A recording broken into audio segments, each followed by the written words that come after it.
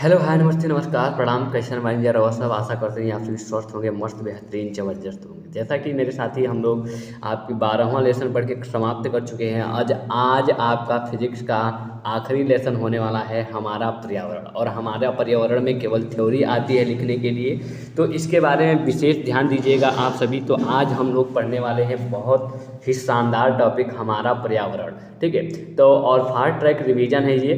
ठीक है, और आपके ये बोर्ड एग्जाम के लिए बहुत महत्वपूर्ण होने वाला है मेरे साथी। तो बिना देर करते हुए सेशन को एक प्यारा सा लाइक कर दीजिए। चैनल पे नए हो तो सब्सक्राइब कर लीजिएगा और दूसरे अपने दोस्तों के पास शेयर जरूर कीजिएगा कि ताकि उनको भी पता चल सके कि फास्ट ट्रैक रिवीजन लेके आया है हमारे लिए बेहतर ढंग से बोर्ड एग्जाम की तैयारी के लिए। तो आज मेरे साथी इस चैप्टर को समाप्त करने के बाद हम लोग बायोलॉजी पढ़ेंगे। बायोलॉजी हम जैसे फास्ट ट्रैक रिवीजन करेंगे, उसके बाद आप सभी के लिए मिलेगा महा मैराथन क्लासेस, जिसमें लगभग हर एक चैप्टर का लगभग में 20 से 50 के बीच में आपको बहुविकल्पीय दिए जाएंगे।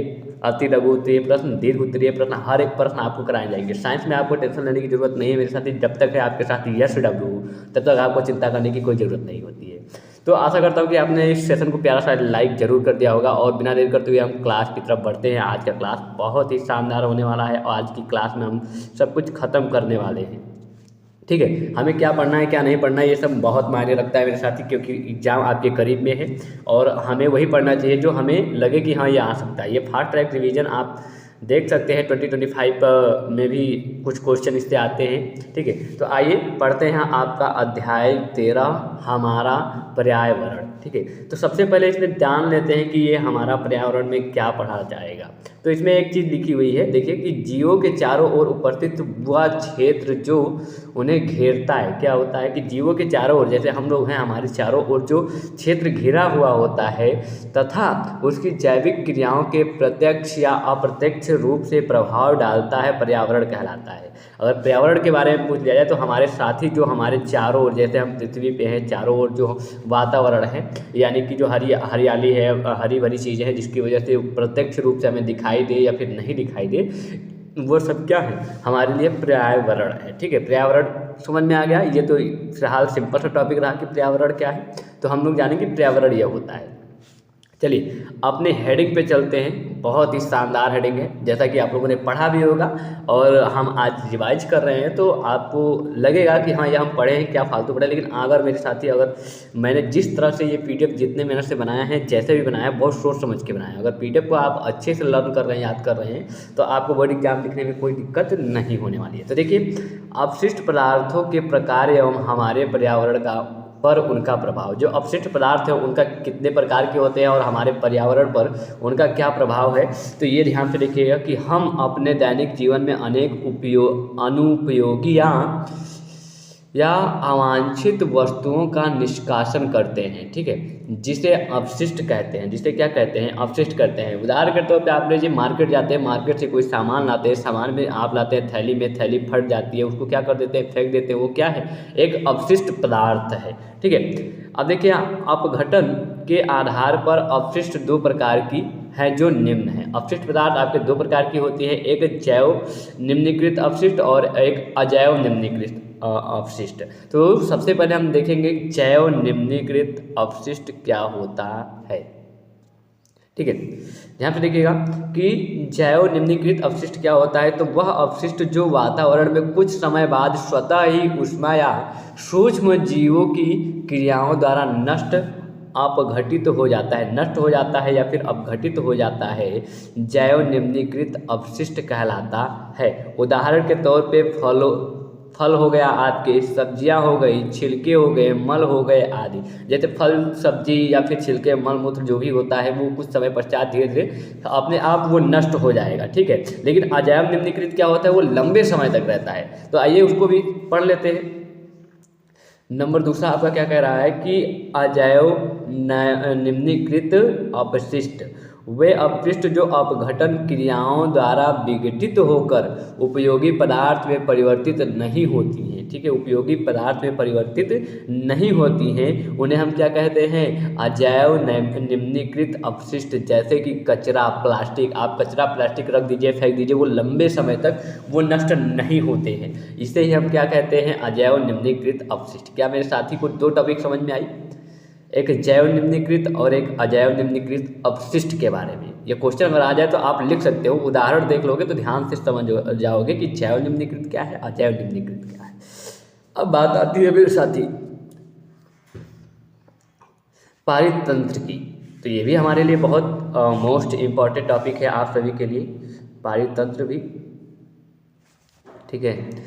तो देखिए पारितंत्र क्या है कि जीवों व पर्यावरण के मध्य होने वाली पारस्परिक संबंधों से बने तंत्र को क्या कहते हैं, पारितंत्र या पारिस्थितिकी तंत्र कहते हैं, ठीक है। पारिस्थितिकी तंत्र भी कहते हैं और पारितंत्र बात एक ही है।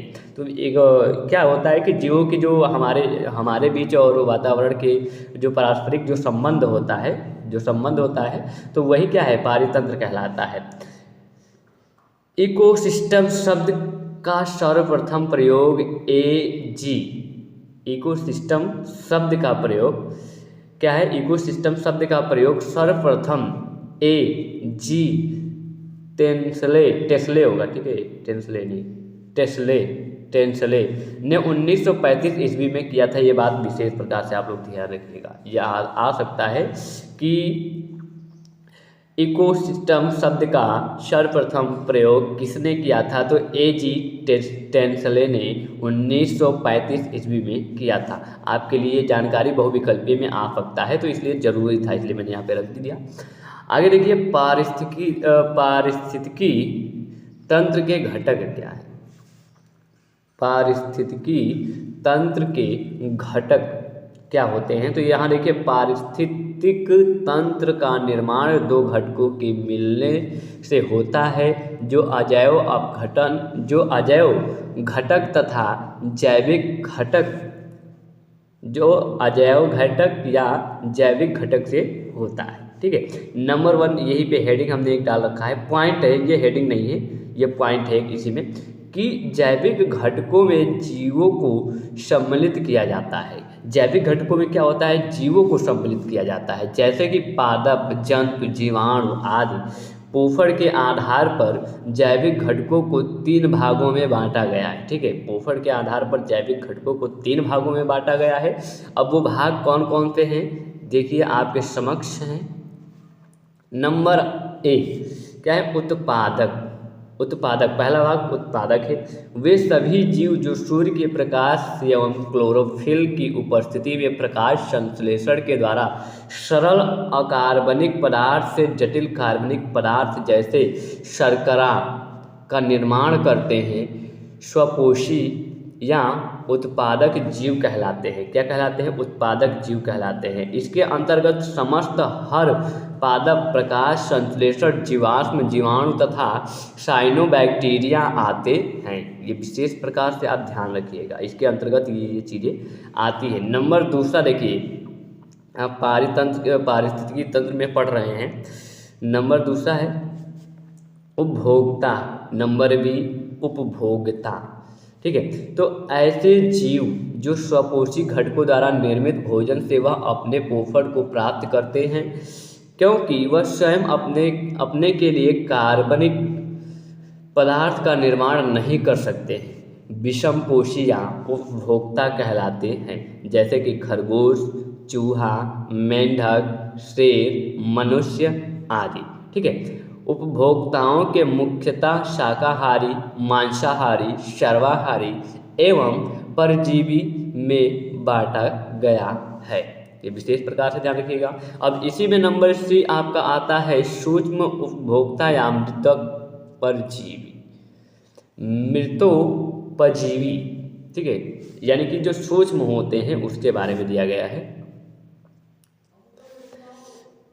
सूक्ष्म उपभोक्ता या मृतोपरजीवी अपघटक क्या हैं? तो वे जीव जो पादप व जंतुओं के मृत्यु शरीर के जटिल कार्बनिक पदार्थ को सरल अकार्बनिक पदार्थ में तोड़कर अपना भोजन प्राप्त करते हैं, अपघटक कहलाते हैं। जैसे जीवाणु और कटक नहीं है, बल्कि यहाँ पे क्या होना चाहिए, नंबर सी है आपका, जीवाणु हो गया। नंबर सी में कटक नहीं, कवक है यहाँ पे, ठीक है, ये कटक नहीं, जीवाणु और कवक होते हैं। अब अभी हमने जैविक घटक पढ़ा, जैविक घटक के 3 हमने पढ़ा, मतलब कि वो कितने भागों में है, 3 भागों में है, ठीक है, इसके बारे में हमने पढ़ा। अब हम लोग पढ़ेंगे अजैविक घटक के बारे में, इसको भी बहुत अच्छे से हम लोग देखेंगे। जरा ध्यान दीजिएगा कि अजैविक घटक क्या है, तो इनमें सभी निर्जीव पदार्थ सम्मिलित होते हैं। जैविक में सजीव, और इसमें ध्यान रखिएगा कि अजैविक में निर्जीव पदार्थ सम्मिलित होते हैं। ये पारितंत्र में जीवों की विविधता एवं संख्या को प्रभावित करते हैं। यह निम्न प्रकार है। किस प्रकार है? नंबर 1 देखिए, प्रकाश है, तापमान है, जल है, वायु है, ठीक है। तो आपको अगर ऐसा पूछता है तो इतना लिख देना है।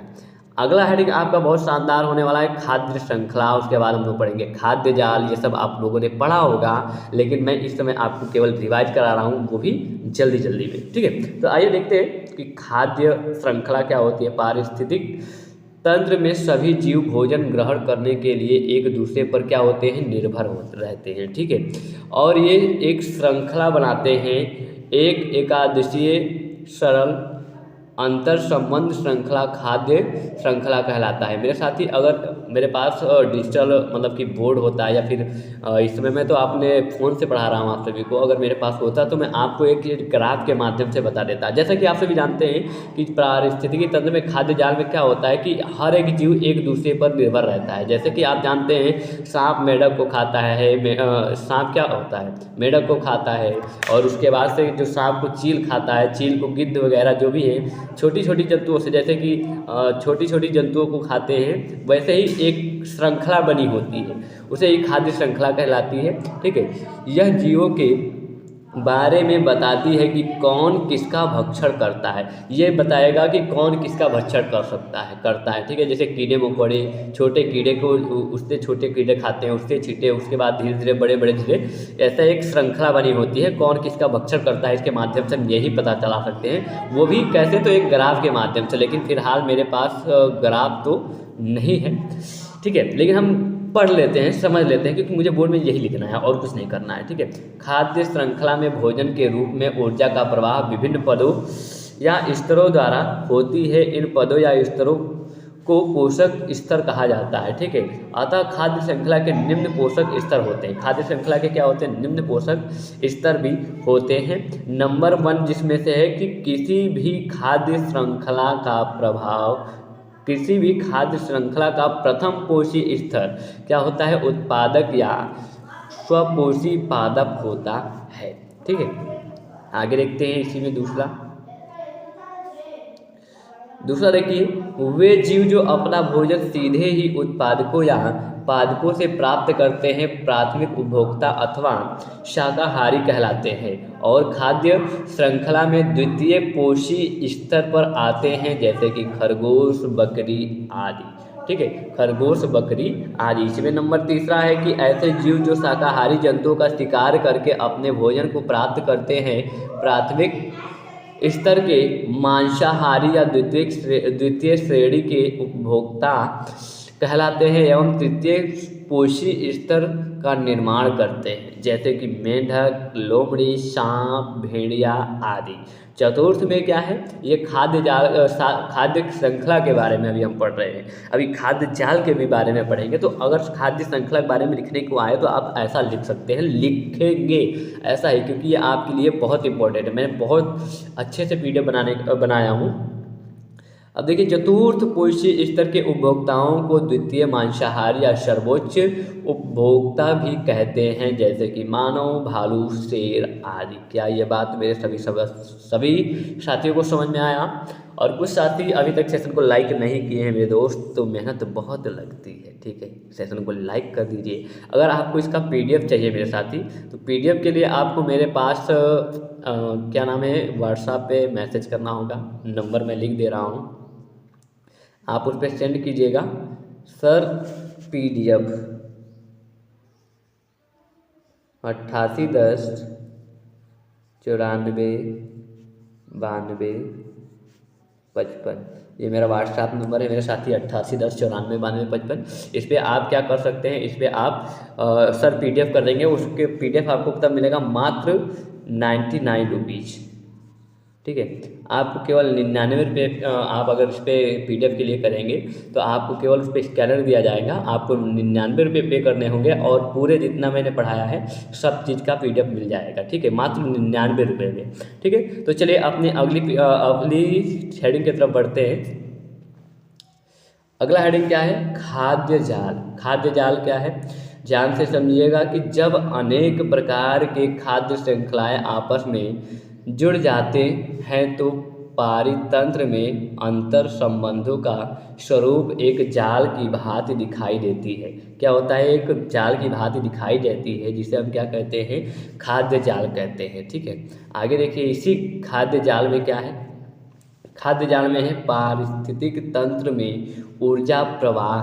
पारिस्थितिक तंत्र में ऊर्जा का प्रवाह, तो ध्यान से देखिएगा इसमें क्या है हेडिंग और हमें कैसे लिखना है। तो पृथ्वी पर सूर्य का प्रकाश ही सभी जीवों के लिए ऊर्जा का मुख्य स्रोत है। सूर्य से प्राप्त प्रकाश के उपयोग की क्षमता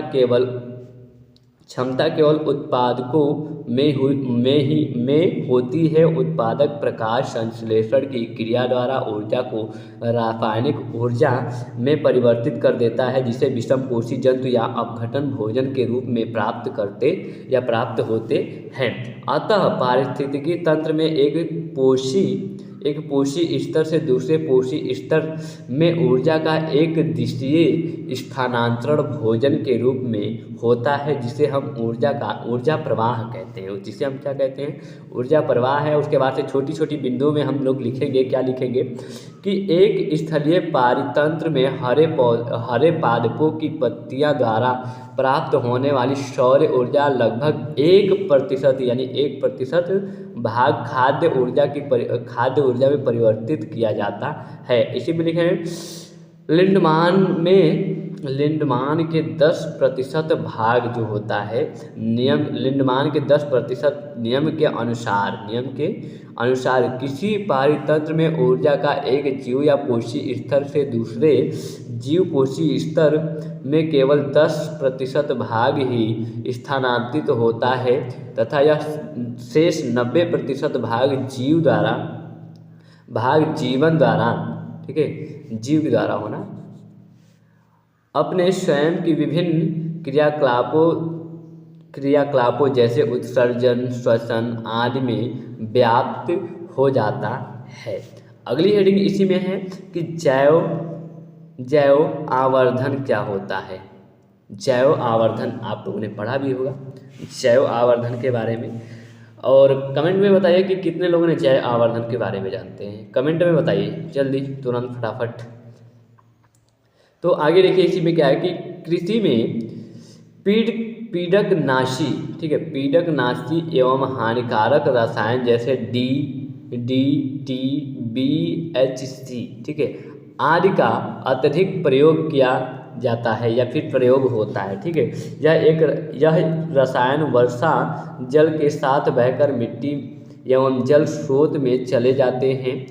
यह अजैव निम्नीकृत पदार्थ मिट्टी एवं जल स्रोत से पारितंत्र के खाद्य श्रृंखला में प्रवेश कर जाते हैं और प्रत्येक पोषी स्तर पर बढ़ती मात्रा में संग्रहित होते जाते हैं। सर्वोच्च उपभोक्ता तक पहुंचने तक इसकी सांद्रता कई सौ गुनी बढ़ जाती है।